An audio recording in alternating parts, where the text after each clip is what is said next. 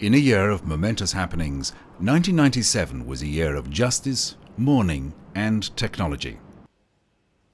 France's Jacques-Yves Cousteau, who had revealed to the world the mysteries of the ocean's depths, was laid to rest on land rather than buried at sea in the Navy tradition, according to his widow Francine.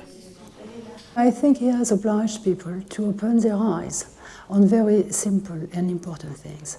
And he expressed that in such a way that everybody could understand it, from the taxi driver to the head of state. On the 31st of August 1997, the English Rose, Princess Diana, died tragically after a car crash in the Pont de l'Alma road tunnel in Paris. Short time later in India, the death of Mother Teresa provoked an outpouring of tributes from a world still reeling from Princess Diana's sudden death. With the passing of Mother Teresa, the world has lost one of the giants of our time. She served the poor, the suffering, and the dying. And in so doing, she served as an inspiration and a challenge to all the rest of us. With the power of her humble and unconquerable faith, she touched the lives of millions of people in India, here in the United States, and throughout the world. In Paris, self-proclaimed professional revolutionary Carlos the Jackal was brought to trial for the 1975 killing in Paris of 2 French secret agents and a Lebanese informer. Carlos, who had been linked to some of the most spectacular guerrilla acts of the 1970s, was found guilty and sentenced to life imprisonment.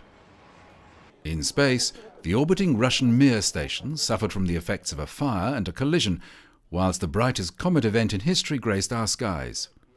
Comet Hale-Bopp was the most widely observed comet of the 20th century, and one of the brightest seen for many decades.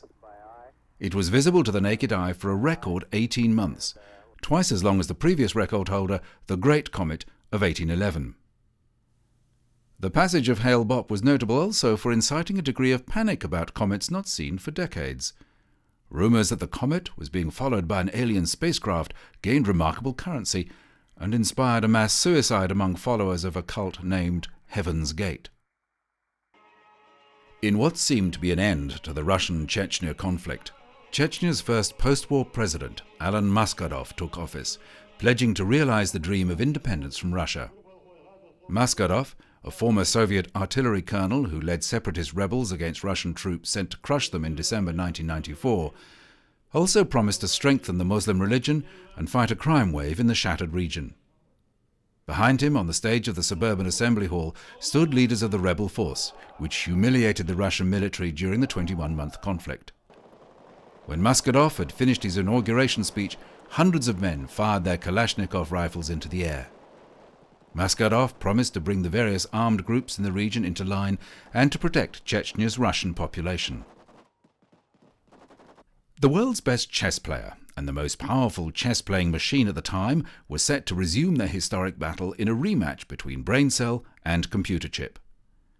The game was between Grandmaster Garry Kasparov, the 34-year-old Russian who had been the world chess champion since 1985, and IBM supercomputer Deep Blue. It was one of the most eagerly anticipated rematches ever.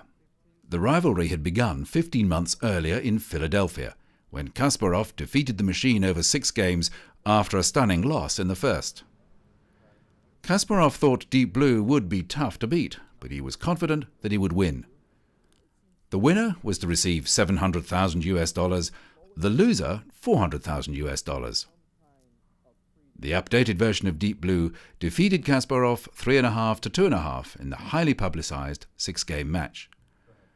The match was even after 5 games, but Kasparov was crushed in Game 6. This was the first time a computer had ever defeated a world champion in match play. 1997, a year that saw advancements in computer technology and the passing of much-loved lives, was truly a year of momentous happenings.